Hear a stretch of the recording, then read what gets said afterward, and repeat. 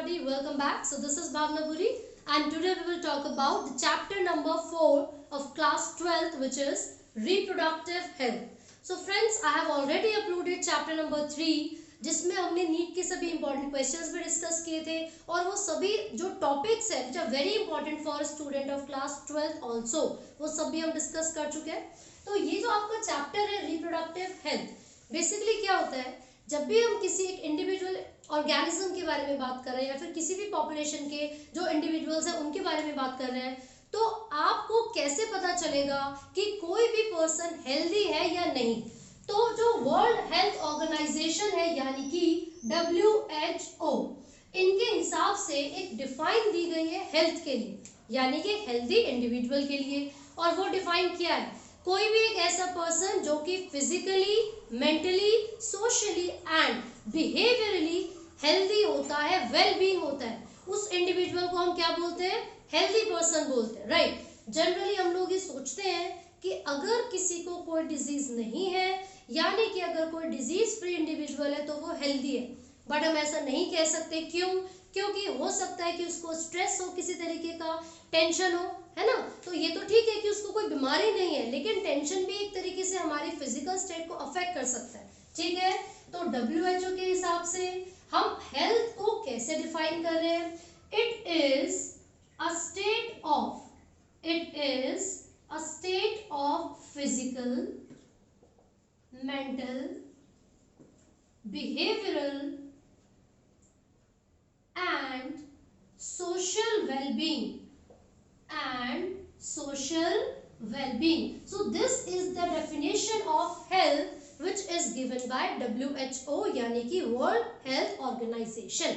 तो ये तो हमें पता चल गया कि हमने हेल्थ को कैसे डिफाइन किया है, लेकिन बहुत सारे ऐसे एस्पेक्ट्स हैं जिसके बारे में भी सोचना बहुत ज़रूरी होता है। लाइक सेक्स रिलेटेड जो प्रॉब्लम है या फिर लोगों के अंदर रिप्रोडक्टिव हेल्थ के रिगार्डिंग जो अवेयरनेस होनी चाहिए थी वो है या नहीं, या फिर किस तरीके से अवेयरनेस को क्रिएट करवाया जा सकता है ना। तो ऐसे बहुत सारे फैक्टर्स हैं जो कि हेल्थ को डिस्टर्ब कर सकते हैं, चाहे वो जेनेटिक फैक्टर हो या फिर वो किसी भी तरीके की डिसेबिलिटी हो सकती है या फिर अनहाइजीनिक एनवायरमेंटल कंडीशंस भी हो सकती हैं जो कि किसी भी पर्सन की हेल्थ को अफेक्ट करेंगे। तो इन सभी चीज़ों के बारे में, प्रॉपर सैनिटेशन के बारे में जो नॉलेज है उसको देना भी बहुत ज़्यादा ज़रूरी है। तो आप देखोगे हमारी जो पूरी पॉपुलेशन है उसको मेंटेन करने के लिए 1951 में एक स्टेप चलाया गया था, एक जिसको बोलते हैं ना कि एक प्लानिंग की गई थी जिसको फैमिली प्लानिंग कहा जाता है, ये एक ऐसा इनिशिएटिव था which was taken in 1951 by the government. जो इंडियन गवर्नमेंट है उन्होंने 1951 में एक ऐसा बोल सकते हैं कि ट्रेंड चलाया था या फिर एक ऐसी पॉलिसी निकाली थी जिसको हमने फैमिली प्लानिंग का नाम दिया था। लेकिन इसी के कुछ सालों के बाद, कुछ समय के बाद it was being called RCH। हमने इसको क्या नाम रखा था, RCH, reproductive and child health care, reproductive and child health care. तो बेसिकली ये एक ऐसा स्टेप है which was taken by the Indian government जिसके थ्रू हम बहुत सारे काम कर सकते हैं, जिसके थ्रू हम लोगों के अंदर अवेयरनेस क्रिएट करवा सकते हैं हेल्थ रिलेटेड प्रॉब्लम्स के बारे में, सेक्स रिलेटेड प्रॉब्लम्स के बारे में, मेंस्ट्रुअल साइकिल के बारे में, या फिर जो मिथ्स होते हैं लोगों के मन में, है ना, उन सबको रिमूव करने के लिए। और साथ ही साथ जो दूसरा इसका एम होगा अवेयरनेस क्रिएट करवाने के साथ, वो क्या होता है, क्रिएटिंग अ हेल्दी, एक बहुत ही अच्छी, बहुत ही प्रॉपर तरीके से रिप्रोडक्टिव लाइफ को मेंटेन करना। सो आपसे क्वेश्चन ये भी पूछे जाएंगे, what were the AIIMS of RCH, तो आप एक बताओगे, creating awareness among the individuals, creating awareness among the individuals, और दूसरा क्या फैक्टर हो सकता है, मेंटेनिंग हेल्दी या फिर रिप्रोडक्टिवली हेल्दी सोसाइटी, तो ये दोनों एम हैं किसके, RCH के, ठीक है। अब क्वेश्चन ये उठता है, how can we create awareness among the individuals of our society. तो वो कौन कौन से तरीके हैं जिसका यूज करके हम लोगों के अंदर अवेयरनेस को क्रिएट कर सकते हैं। तो देखिए हम ऑडियो विजुअल के थ्रू भी कर सकते हैं, है ना। रेडियो हो गया इसके अंदर, विजुअल में आप टेलीविजन देख सकते हो, बहुत सारे एडवर्टीजमेंट्स ऐसे आते हैं जो कि हमें नई नई चीज़ों के बारे में बताते हैं, जो कि हमें ये बताते हैं कि किस तरीके से पॉपुलेशन एक्सप्लोजन को रोका जा सकता है, राइट। साथ ही साथ ये बताते हैं कि जैसे मेंस्ट्रुएशन हो गया, फीमेल के अंदर प्रॉपर हाइजीन को मेंटेन करने के लिए सैनिटरी नैपकिन्स हो गए, है ना, उन सब के एडवर्टीजमेंट आते हैं, या फिर बैरियर मेथड्स के, कॉन्ट्रासेप्टिव डिवाइस के एडवर्टीजमेंट्स आते हैं।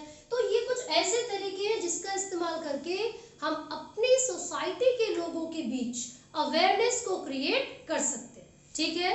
तो इसमें ऑडियो विजुअल हो गया, न्यूज़पेपर हो गया, एक्सेट्रा। इसके साथ साथ आप देखोगे सेक्स एजुकेशन को प्रोवाइड करवाया जाता है, सेक्स एजुकेशन प्रोवाइड की जाती है स्कूल लेवल पर। ऐसा क्यों किया जाता है? देखिए, बेसिकली इसकी बहुत ही इंपॉर्टेंस, जो अगर फीचर मैं बताऊं या फिर एस्पेक्ट मैं बताऊं, तो स्टूडेंट्स के मन में या फिर जो टीनेजर्स होते हैं, जो एक 13 से लेकर 19 की एज वाले जो बच्चे होते हैं, उनके माइंड में बहुत सारे थॉट्स आते हैं। क्यों? क्योंकि एक ऐसी स्पेसिफिक एज है puberty, as soon as they attain the puberty there are some cyclical changes in their body, है ना। तो सेकेंडरी सेक्सुअल कैरेक्टर्स की डेवलपमेंट होती है, और उसी डेवलपमेंट के होने में जो हार्मोन्स के चेंजेस है, जो लेवल का चेंज होना है, वो उनके दिमाग पर, यानी कि उनके सोचने की क्षमता को भी बढ़ाता है। तो बहुत सारे क्वेश्चंस उनके माइंड में आते हैं, तो उन सभी क्वेश्चंस को क्लियर करने के लिए और उनके मन में जो मिथ है, जो भ्रम है, उनको रिमूव करने के लिए स्कूल लेवल पर भी सेक्स एजुकेशन को प्रोवाइड करना बहुत जरूरी है, ठीक है। तो अवेयरनेस को क्रिएट करने के लिए ऑडियो विजुअल, मतलब television, radio, newspaper, printing media, इन सब का यूज हो सकता है। साथ साथ सेक्स एजुकेशन प्रोवाइड की जा सकती है स्कूल लेवल पर, ठीक है। देखिए, बेसिकली ऐसे बहुत सारे लोग हैं हमारी सोसाइटी में जो कि मोलेस्ट करते हैं लेडीज को, फीमेल को अलग अलग तरीके से, चाहे वो ईव टीजिंग हो, रेप हो, या किसी भी तरीके के जो मिस हैपनिंग्स हो जाती हैं। तो हमें उन सभी को रिमूव करने के लिए सोसाइटी की मेंटालिटी को अच्छा करना बहुत ज़रूरी है। तो ये भी एक रीज़न हो सकता है छोटे लेवल से ही लोगों की जो मेंटालिटी है उसको इम्प्रूव करने का, राइट। इसके अलावा अगर हम इन सब चीज़ों को अच्छे तरीके से मेंटेन करके चलेंगे, so definitely it will help in maintaining reproductively healthy society. ये क्लियर हो गया। अब हम इसके आगे बढ़ेंगे और जो नेक्स्ट टॉपिक है उसके बारे में बात करेंगे। This is amniocentesis. अब ये एमनियोसेंटेसिस क्या है? This is a sex determining test. ये एक ऐसा टेस्ट है जो कि बर्थ से पहले ही जो चाइल्ड है उसके सेक्स को डिटरमाइन करने में हेल्प करता है ना। It is a sex determining test. तो बिफोर बर्थ होता है तो प्रीनेटल कह सकते हैं इसको, ठीक है। प्रीनेटल यानी कि बर्थ से पहले जो इंडिविजुअल है, जो चाइल्ड है, उसके सेक्स को डिटरमाइन करने का जो टेस्ट है उसको हम एमनियोसेंटेसिस कहते हैं। But this test has been banned. क्यों इसके ऊपर स्टैट्यूटरी बैंड क्यों लगाया हुआ है? क्योंकि इसकी कुछ डिसएडवांटेजेस भी है। अभी एक मैंने आपको पॉइंट बताया कि ये टेस्ट किस लिए है, ये सेक्स डिटरमिनेशन के लिए, तो इसके कोई ना कोई एडवांटेजेस यानी कि कोई ना कोई फायदे तो होंगे ही, है ना। तो पहले एडवांटेजेस बताने से पहले मैं आपको ये बता दूं, होता ये है कि जो प्रेग्नेंट लेडी होती है, जिस समय वो जो बच्चा है, वो जो फीटस है, उसकी डेवलपमेंट चल रही होती है, यानी कि एम्ब्रियोनिक स्टेज जब चल रही होती है, सो एम्ब्रियोनिक लेयर्स की फॉर्मेशन, मेम्ब्रेन की फॉर्मेशन होती है। तो बर्थ से पहले बच्चे के अंदर एक मेम्ब्रेन बनती है, amnion membrane, which contains a fluid called amniotic fluid, amniotic fluid, ठीक है। तो होता क्या है? होता ये है कि जिस समय हम सेक्स डिटरमाइन करेंगे बच्चे का बिफोर द बर्थ, तो हम क्या करेंगे, हम उसके एमनियोटिक फ्लूइड को, हम बच्चे के एमनियोटिक फ्लूइड को बाहर निकालते हैं। ये जो एमनियोटिक फ्लूइड है, it will be approximately 15 to 18 ml। तो वो प्रेग्नेंट लेडी के बॉडी से हमने बच्चे का जो फ्लूइड है, एमनियोटिक फ्लूइड, वो निकाल लिया फीटस में से, ठीक है। अब हम इसको डिटेक्ट करेंगे, एग्जामिन करेंगे, है ना। And along with this fluid there are certain cells, बहुत सारे स्पेशलाइज्ड सेल्स होते हैं, ठीक है, जो कि बच्चे की बॉडी, सॉरी, जो फीटस से निकाले जाते हैं। और ये जो सेल्स हैं, because these cells contains genetic material and I would say these cells contain chromosomes.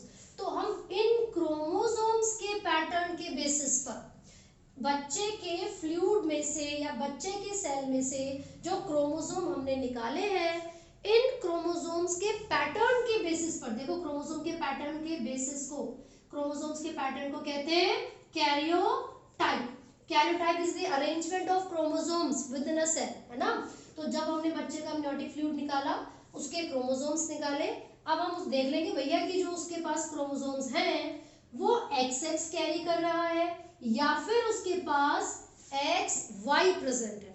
तो जैसे ही हमें ये पता चलेगा कि वो जो फीटस है, जो फीटस मदर की बॉडी में है, उसके पास XX क्रोमोसोम प्रेजेंट है, इसका मतलब है कि वो बच्चा क्या होगा, फीमेल। लेकिन अगर उसके पास XY कैरियोटाइप है, जो XY अरेंजमेंट है क्रोमोसोम की, वो क्या बताता है, वो ये बताएगा कि वो बच्चा मेल है। तो क्वेश्चन क्या बना, गैमेटोसिंथेसिस किस चीज के लिए होता है, प्रीनेटल यानी कि बिफोर बर्थ सेक्स डिटरमाइन करने के लिए बच्चे का।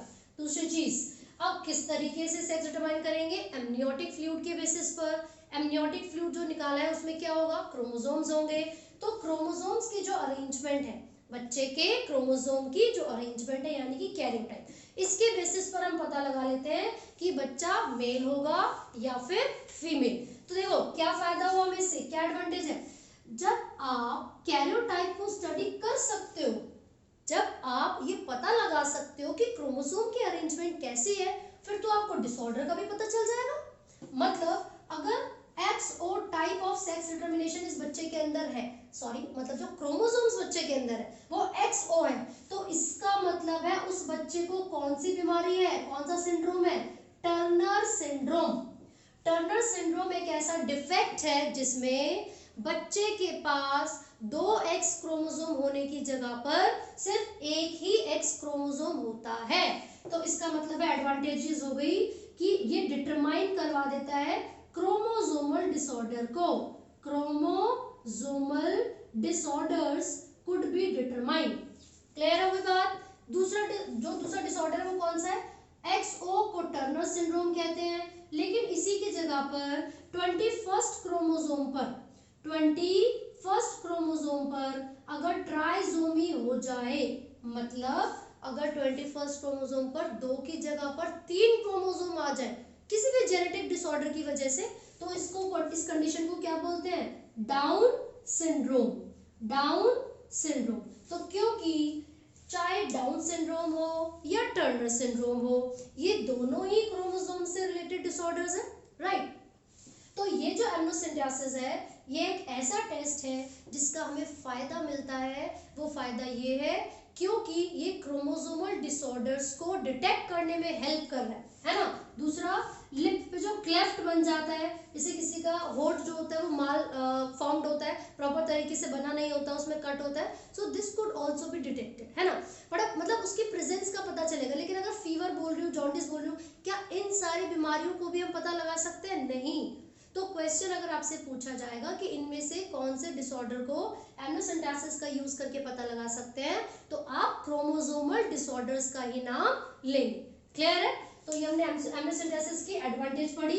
लेकिन every coin has two faces, हर सिक्के के दो पहलू होते हैं, तो कोई ना कोई डिसएडवांटेज भी होगी। तो इसकी डिसएडवांटेज क्या है?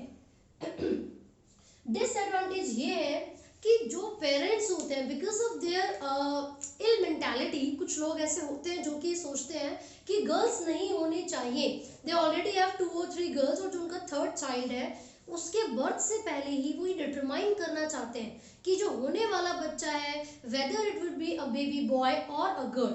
तो वो पहले से ही पता लगाते हैं कि बच्चा लड़का होगा या लड़की, और जब पता चलता है that the child is a girl, तो वो उसको अबॉर्ट करवा देते हैं। तो इसका मतलब ये हुआ कि फीमेल फिटिसाइड किया जाता है। जब पता चलता है कि लड़की है तो उसको बर्थ से पहले ही मार दिया जाता है फीटस वाली स्टेज पे। तो फिटिसाइड मतलब किल कर देना फीटस को। कौन से फीटस को? फीमेल। तो ये इसकी डिसएडवांटेज है। वो डिसएडवांटेज क्या है? It leads to an increasing number of female foeticide. Female foeticide. तो यहाँ पर हमने एमनियोसिंथेसिस पढ़ा, उसकी एडवांटेजेस एंड डिसएडवांटेजेस पढ़े, तो ये आपको पता होना चाहिए। ठीक है, अब इसके साथ साथ नेक्स्ट टॉपिक की तरफ चलते हैं फटाफट से। तो अगर ये पूछा जाए what are the reasons of these changes that occur in the environment, या फिर ये जो पॉपुलेशन की हम बात कर रहे हैं ये इतनी इंक्रीज होती जा रही है। भाई ह्यूमन जो पॉपुलेशन है it has been increasing since, कब से बोले, सेंसस को भी अगर देखा जाए पॉपुलेशन को जो काउंट किया जाता है वो भी कब से 2011 में हमने देखी थी, है ना, हर 10 साल में वो रिपीट की जाती है, तो अप्रॉक्सीमेटली 1871 में वो स्टार्ट हुआ था। तो उस हिसाब से भी देखा जाए अब तक इतने सालों में, ये 15th सेंसस थी 2011 में, अब तक इतने सालों में ऐसा ऑब्जर्व किया गया है कि मल्टीपल टाइम्स इंक्रीज होता जा रहा है ह्यूमन की पॉपुलेशन में। तो ये सब चीजें क्यों हो रही है, what are the reasons of population explosion. देखिए पॉपुलेशन एक्सप्लोजन, एक्सप्लोजन मतलब ये है जनसंख्या विस्फोट, इतनी ज्यादा पॉपुलेशन बढ़ती जा रही है तो ये टर्म तो यूज करेंगे। अब क्या क्या ऐसे रीजंस हो सकते हैं कि इंडियन पॉपुलेशन या पूरे वर्ल्ड की जो पॉपुलेशन है वो बहुत ज्यादा इंक्रीज हो रही है। देखिए प्रॉपर फैसिलिटीज की अगर हम बात करें, है ना, तो पहले के समय में इतनी ज्यादा जो ये मेडिकल फैसिलिटीज है, जो टेक्निकल फैसिलिटीज है वो अवेलेबल नहीं थी। तो पहले जमाने में या फिर पहले कुछ सालों में क्या होता था, जो बर्थ के समय मदर और फीटस है यानी कि जो इन्फेंट है उसके डेथ होने के चांसेस बहुत ज़्यादा हुआ करते थे, और वाइल पार्चुरेशन यानी कि डिलीवरी के समय मदर की भी डेथ बहुत ज़्यादा हुआ करती थी। ऐसा क्यों, because of the lack of proper medical facilities. लेकिन अब तो हम कहाँ रह रहे हैं, 21st सेंचुरी में हर चीज़ बिल्कुल प्रॉपर तरीके से अवेलेबल है। तो इसका मतलब ये हुआ पॉपुलेशन इसलिए बढ़ रही है क्योंकि जो इन्फेंट मोर्टेलिटी रेट है, इन्फेंट मतलब बच्चा, मोर्टेलिटी मतलब डेथ, रेट मतलब दर, हिंदी में दर बोलते हैं वैसे, तो कितने समय में कितने बच्चों की डेथ हुई उसको रेट कहते हैं, है ना। तो इन्फेंट मोर्टेलिटी रेट क्या हो गया है, डिक्रीज।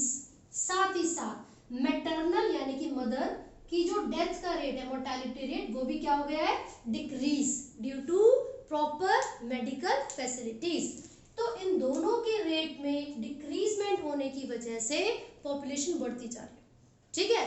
साथ ही साथ जो मैरिज यानी कि जो ऐसे इंडिविजुअल्स हैं जो शादी कर सकते हैं, जो मैरिज कर सकते हैं, है ना, तो रिप्रोडक्टिवली फिट या हेल्थी इंडिविजुअल्स का जो नंबर है वो इंक्रीज होता जा रहा है ना।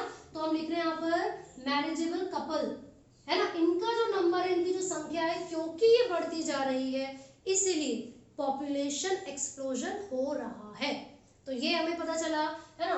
Billions of individuals are present in India only, तो बहुत ज़्यादा पॉपुलेशन है इंडिया की भी। तो अगर हम बात करेंगे वो फैक्टर्स की, तो ये कुछ फैक्टर्स हैं जिस वजह से पॉपुलेशन जो है वो बहुत ज़्यादा बढ़ती जा रही है। But in order to control the population बहुत सारे स्टेप्स लिए गए हैं। इवन एक स्लोगन है जो कि आपकी एनसीईआरटी में भी गिवन है, हम दो हमारे दो, हम दो हमारे दो, ठीक है भाई। हम तो मतलब मियाँ बीवी हो गए, पति पत्नी और उनके दो बच्चे, ठीक है। तो ये स्लोगन आप लोग भी फॉलो करें भैया, पॉपुलेशन बहुत बढ़ती जा रही है। लेकिन और भी अगर स्लोगन्स देखे जाए तो खुद से बहुत सारे बच्चे ऐसे बना लेते हैं कि बच्चा एक ही अच्छा, है ना, तो आप वो भी फॉलो कर सकते हो। देखो वो एनसीईआरटी में नहीं, मैंने खुद बताया, ठीक है। तो ये फॉलो करें, ये ज्यादा बेटर है, बच्चा एक ही अच्छा। भैया महंगाई इतनी है कैसे पालोगे, ठीक है ना। लेकिन जोक्स अपार्ट, यहाँ पर जो हमने लिखा है हम दो हमारे दो, this is the slogan that is being given by the government also. और ये इसलिए दिया गया है ताकि हमारी जो पॉपुलेशन इतनी ज़्यादा बढ़ती जा रही है, एनी हाउ हम उसको कंट्रोल कर सकें, ठीक है। सो इस पॉपुलेशन को कंट्रोल करने के लिए ही लोगों के अंदर अवेयरनेस क्रिएट करवाई जाती है। रिप्रोडक्टिवली हेल्थी सोसाइटी को बनाने के लिए ही RCH, reproductive and child health care, अपना काम कर रहा है, ठीक है। तो हमें भी इस चीज को सपोर्ट करना चाहिए and we should follow this slogan, right. अब हम आगे बढ़ते हैं और अभी देखते हैं कि कौन कौन से ऐसे तरीके हैं जिसका यूज करके हम पॉपुलेशन को कंट्रोल कर सकते हैं, ठीक है। तो चलिए फटाफट से पढ़ लेते हैं, है ना, किस तरीके से पॉपुलेशन को कंट्रोल किया जा रहा है। एंड सर्टेन डिवाइसेस, वो डिवाइसेस जो कि हेल्प करते हैं पॉपुलेशन को कंट्रोल करने में, या फिर सिंपल टर्म्स में बोला जाए ऐसे डिवाइस जो कि प्रेगनेंसी को अवॉइड करने में हेल्प करेंगे, ठीक है, उनको हम कहते हैं contraceptive devices. Contraceptive devices, right. तो फटाफट देख लेते हैं कौन कौन से कॉन्ट्रासेप्टिव डिवाइसेस हम भारतीयों के लिए अवेलेबल है। ठीक है, देखिए सबसे पहला टर्म इसके अंदर हम पढ़ रहे हैं नेचुरल मेथड। नेचुरल मेथड मतलब नेचुरली किस तरीके से हम बिना अपनी बॉडी को नुकसान पहुंचाए प्रेगनेंसी को रोक सकते हैं, है कि नहीं। तो नेचुरली तो वही होता है जिसके कोई हार्म नहीं होते, इल इफेक्ट्स नहीं होते। तो बच्चे मैंने प्रीवियस वीडियोस में आपको मेंस्ट्रुअल साइकिल समझाया था, उसमें मैंने ये बताया था कि हर मंथ के लगभग 14th डे मतलब जिस दिन से मेंस्ट्रुअल साइकिल शुरू हुआ था उसके हिसाब से जो 14th डे होगा उस दिन ओव्यूलेशन होने के मतलब एग के रिलीज होने के चांसेस सबसे ज्यादा होते हैं। ठीक है, तो देखो मैंने तब भी ये बोला था कि हम प्रिडिक्ट नहीं कर सकते कि हमारी बॉडी में एग्जैक्टली 14th डे पर ही एग रिलीज हो रहा है। हो सकता है उससे 2 दिन पहले हो जाए हार्मोनल डिसबैलेंस से, हो सकता है कि 2 दिन बाद हो। तो अगर आप प्रेगनेंसी को अवॉइड करना चाहते हो वो भी नेचुरली, तो हमें क्या करना है, जो मेंस्ट्रुअल साइकिल के 10 से 17 डेज हैं, मेंस्ट्रुअल साइकिल के 10 से 17 जो डेज होंगे उन दिनों में क्वार्टर्स को यानी कि सेक्सुअल कांटेक्ट को अवॉइड करना है। क्लियर है। तो नेचुरल मेथड में ए पार्ट अगर मैं बताऊं तो this is abstain, periodic abstain, पूरा लिख देते हैं पीरियोडिक एब्स्टेन। देखिए एब्स्टेन का मतलब है टू अवॉइड, पीरियोडिक का मतलब एक स्पेसिफिक टाइम पीरियड, राइट। तो मैंने ये बताया कि 10 से लेकर जो 17वां दिन होगा मेंस्ट्रुअल साइकिल का, अगर इन डेज को अवॉइड कर दिया जाए मतलब इन दिनों में सेक्सुअल कांटेक्ट को, इंटरकोर्स को अवॉइड कर दिया जाए, so the pregnancy could also be avoided. और क्योंकि इन दिनों में ओव्यूलेशन के चांसेस सबसे ज्यादा होते हैं बेटा, डेंजरस पीरियड होता है। क्यों है डेंजरस? क्योंकि अगर आपने नहीं सोचा, नहीं ध्यान दिया, है ना, और ऐसा मत सुन लो, अगर आपने नहीं सोचा, नहीं ध्यान दिया और इस समय अगर इंटरकोर्स हो गया तो बैड मुझे, क्योंकि ये ऐसा समय है जिसमें ओव्यूलेशन के चांसेस सबसे ज्यादा होते हैं, है ना।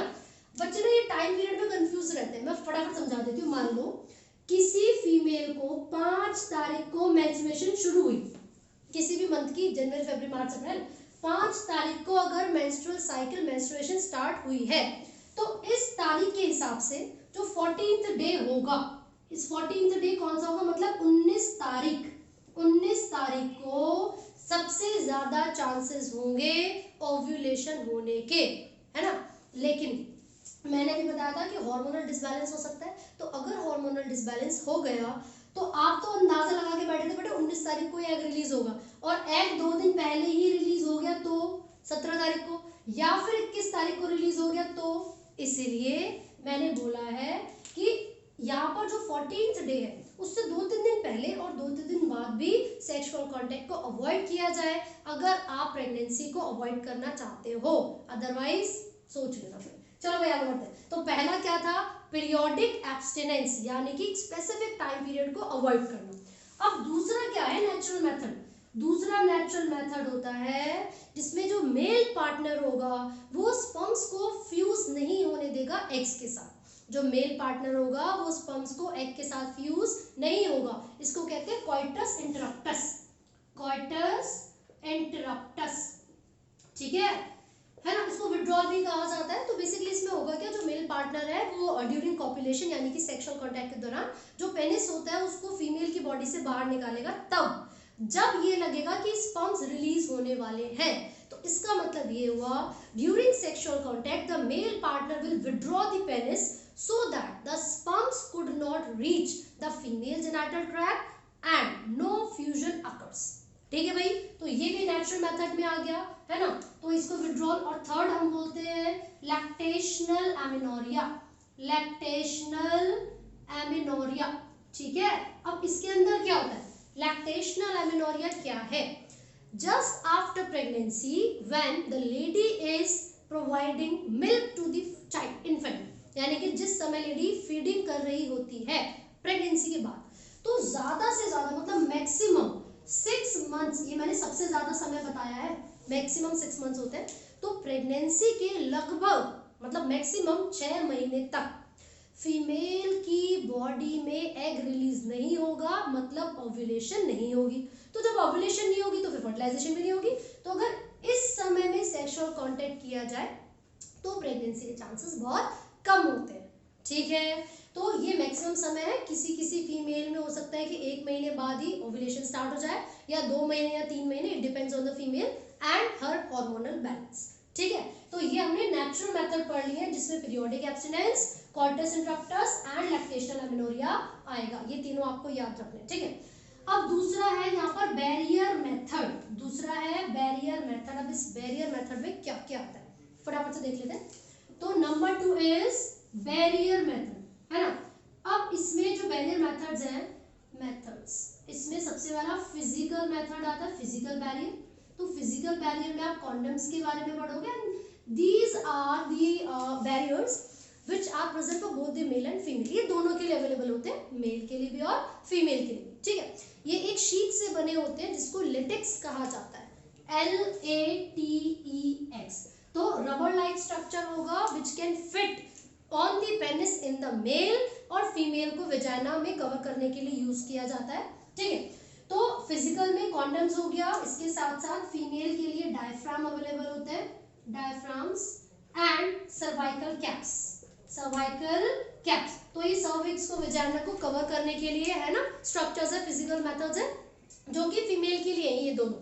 जबकि जो कॉन्डम्स है these are available for both the male and female. इसका एक ब्रांड भी है जो आपके एनसीईआरटी में गिवन है, निरोध। ठीक है, तो ये आपको याद रखना है। कौन सी शीट से बना है, लेटेक्स। क्या काम करेगा, क्या किस तरीके से ये हेल्पफुल है, ये अलाउ नहीं करता fusion of male and female gametes. तो ये आपको याद रखना है ना। अब ये जो बैरियर मेथड्स है या ये जो डिवाइसेस हैं, इन डिवाइसेस के लिए एक क्वेश्चन आपसे पूछा जाएगा कि आप किसको आइडल कॉन्ट्रासेप्टिव बोलोगे, है ना। ध्यान से सुनिए, आइडल कॉन्ट्रासेप्टिव कौन सा होगा, which is easily available, which is easily available.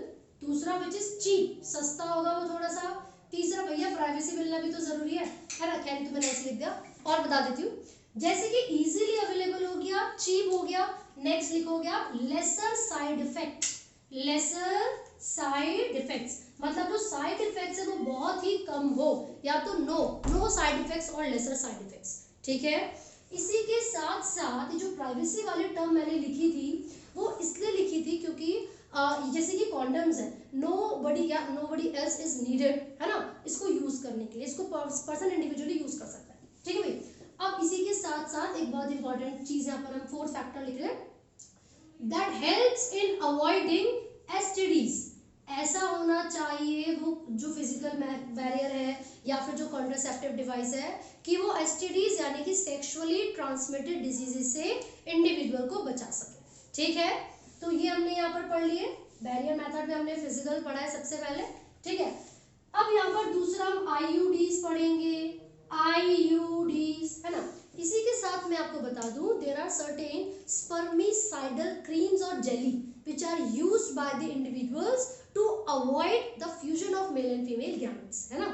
तो वो हम केमिकल में भी पढ़ सकते हैं क्योंकि वो जो जेलीज है या फिर जो स्पर्मिसाइडल क्रीम्स हैं, ठीक है, तो ये ऐसे केमिकल्स हैं जो कि स्पर्म्स को फ्यूज होने से रोकते हैं गैमेट, फीमेल गैमेट यानी कि एग के साथ। ठीक है, बट अब यहाँ पर हम आईयूडीज के बारे में बात कर रहे हैं जिसको कहते हैं intra uterine device, intra uterine device. तो देखिए ये जो आईयूडीज है, ये जो आईयूडीज है इसमें आप सबसे पहले पढ़ेंगे non medicated IUDs, non medicated IUDs.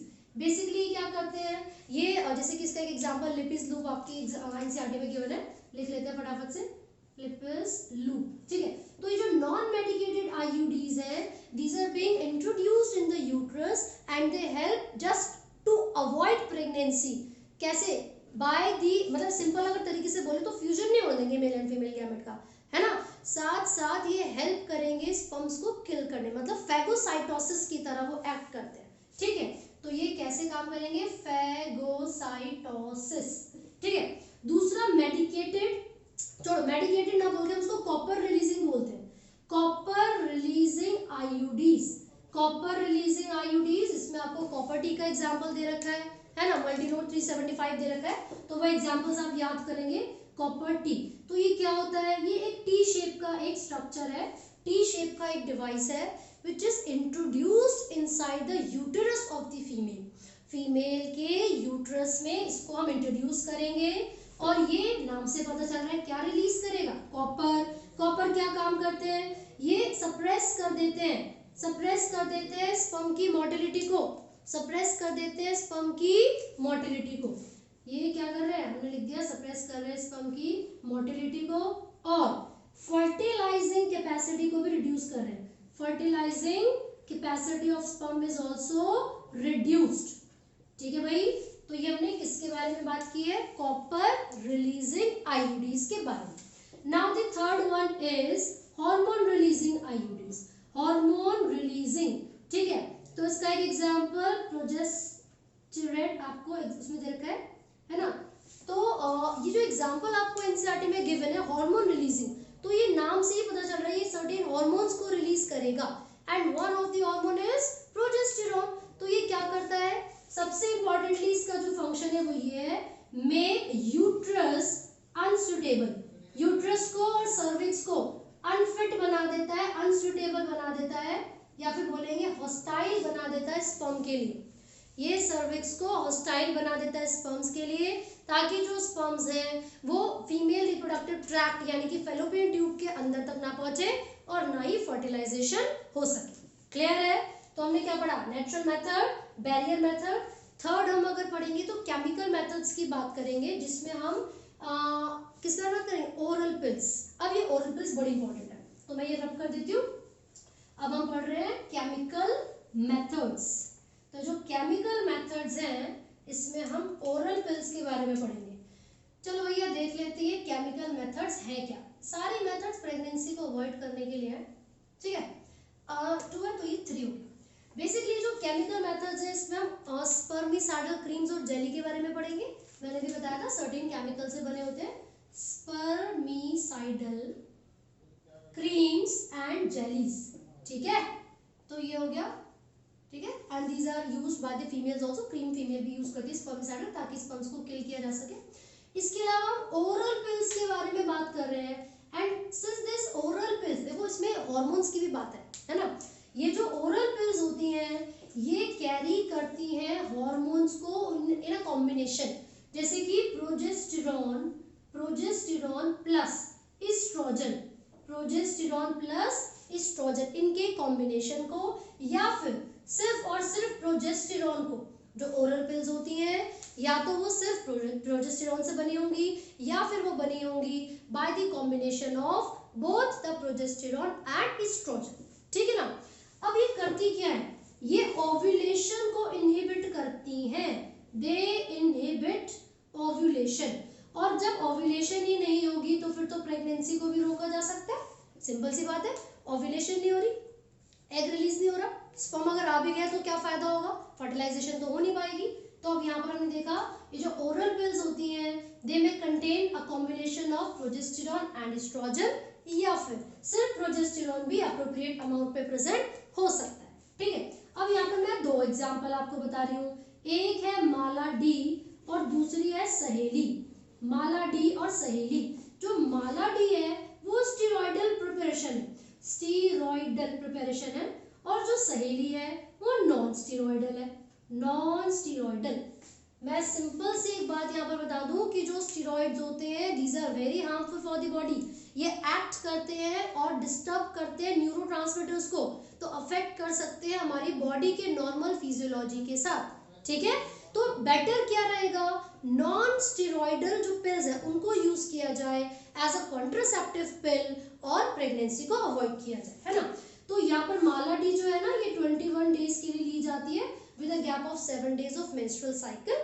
उसके अलावा जो सहेली की अगर मैं बात करूं, this is once a week pill, once a week pill, ठीक है, हफ्ते में एक बार लेने वाली पिल है। दूसरी चीज सहेली जो कि एक नॉन स्टीरॉयडल प्रिपरेशन है, इसको CDRI में बनाया गया था, central drug research institute, which is in Lucknow, India, ठीक है भाई। तो कहां पर प्रिपेयर किया गया था सहेली को, CDRI यानी कि सेंट्रल ड्रग रिसर्च इंस्टीट्यूट। हमने यहाँ पर लिख लिया CDRI की फुल फॉर्म, बड़े जरूर पूछी जाती है नीट में भी, तो जरा ध्यान से पढ़े, है ना। तो हमने किस किस के बारे में बात की है? केमिकल मेथड्स में स्पर्मिसाइडल क्रीम्स, जेलीज, ओरल पिल। एक और पढ़ लेते हैं इम्प्लांट, फिर एक इंपॉर्टेंट क्वेश्चन डिस्कस करेंगे। अब देखो इम्प्लांट्स क्या है? These are certain structures which are introduced beneath the skin. ये बॉडी के अंदर इंट्रोड्यूस किए जाते हैं, है ना।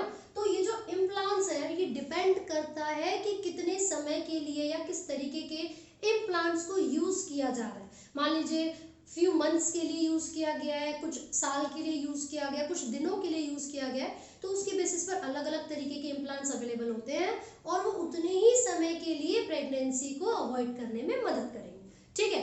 And they also contain certain amount of hormones and chemical preparation. Clear है? अब जो क्वेश्चन की मैं बात कर रही थी वो ये है, क्वेश्चन पूछेंगे सबसे ज्यादा बेस्ट यूज या वाइडली यूज कॉन्ट्रासेप्टिव डिवाइस क्या है? तो आईयूडीज, आपको याद रखना आईयूडीज। बच्चे कहते हैं नहीं नहीं कॉन्डम्स है, बेटा आईयूडी सबसे ज्यादा प्रेफर किए जाते हैं बाय द फीमेल्स, ठीक है। तो आपका आंसर होगा आईयूडीज, इंट्रा यूटेराइन डिवाइसेस। जैसे कि कॉपर्टी का एग्जांपल ले लो, 3 साल 2 साल 1 साल जितने साल के लिए भी फीमेल उसको इंट्रोड्यूस करवाएगी उतने समय के लिए प्रेगनेंसी को अवॉइड किया जा सकता है। क्लियर है? यहाँ तक हो गया। And last type is surgical method. जो नेक्स्ट हमारे पास है उसको स्टेरिलाइजेशन भी कहा जाता है। जो सर्जिकल मेथड है उसको स्टेरिलाइजेशन भी कहा जाता है, ठीक है। चलिए हम फटाफट से नेक्स्ट यानी कि फोर्थ टाइप जो है कॉन्ट्रासेप्टिव डिवाइस का या कॉन्ट्रासेप्शन का वो पढ़ लेते हैं। चलिए हम यहाँ पर लिख रहे हैं सर्जिकल मेथड यानी कि स्टेरिलाइजेशन। ये जो स्टेरिलाइजेशन है ना ये मेल और फीमेल दोनों के लिए अवेलेबल है। मेल के अंदर हम क्या करेंगे, जो वास्ट डिफरेंस होता है ना उसको कट करके सेपरेटली टाई अप कर दिया जाता है so that the sperms could not fuse with the female gamete, fertilization को रोकने के लिए, ठीक है। दूसरा फीमेल के केस में क्या करेंगे, जो फेलोपियन ट्यूब है this is being cut and tied separately again, ताकि जो एग्स है वो फर्टिलाइज ना कर सके स्पर्म के साथ, ठीक है। तो मेल और फीमेल दोनों के लिए इसको क्या क्या नाम दिए हुए हैं? एक होता है वसेक्टोमी। वसेक्टोमी का मतलब है वास्ट डिफरेंस को कट करके सेपरेटली टाई अप कर देना। एक होता है ट्यूबैक्टोमी। ट्यूबैक्टोमी का मतलब है फेलोपियन ट्यूब को, fallopian both the fallopian tubes paired है ये भी और ये भी, फेलोपियन ट्यूब को कट करके सेपरेटली टाई अप कर दिया जाता है। क्लियर है? तो ऐसा क्यों कर रहे हैं? In order to avoid pregnancy. Clear है? तो ये दोनों नाम आपको याद रखने हैं। देखिए इसमें क्या होता है, चांसेस ऑफ रिवर्सिबिलिटी बहुत कम है लेकिन ये हाईली इफेक्टिव होता है। जैसे जब नेचुरल मेथड की बात करते हैं ना हम, इसके साइड इफेक्ट्स कुछ भी नहीं है, जो साइड इफेक्ट्स है वो निल है। नेचुरल मेथड के साइड इफेक्ट्स निल है, लेकिन इसकी जो इंश्योरिटी है ना, मतलब कंफर्म होने के जो चांसेस है ना कि पक्का तो कुछ होगा ही नहीं, वो बड़े कम है। तो ये तो थोड़ा रिस्की मामला है ना। लेकिन अगर स्टेरिलाइजेशन यानी कि सर्जिकल मेथड का यूज आपने एक बार कर लिया है तो उसके दो रीजन है रिवर्सिबिलिटी ना होने, एक तो एक्सपेंसिव है और दूसरा रीजन ये कि बॉडी के पार्ट्स को भी तो नुकसान हो रहा है। वास्ट डिफरेंस को कट करवाया पहले आपने, फिर आपने उसको सेपरेटली टाई अप करवा दिया, अब आप कह रहे हो वापस जोड़ो, ठीक है। तो वो बहुत कॉम्प्लिकेटेड प्रोसेस है। लेकिन वो इंडिविजुअल्स जो कि स्टेरिलाइजेशन यानी कि सर्जिकल मेथड्स करवाते हैं या फिर इस तरीके का कॉन्ट्रासेप्शन यूज करते हैं, तो उनको जो छोटे मोटे पेन होते हैं, एब्डोमिनल पेन होते हैं, नोजिया होता है या ब्लीडिंग होती है, इंटरनल ब्लीडिंग हो रही है ना, तो इन सब चीज़ों को अवॉइड नहीं करना चाहिए because these could lead to a serious problem in future.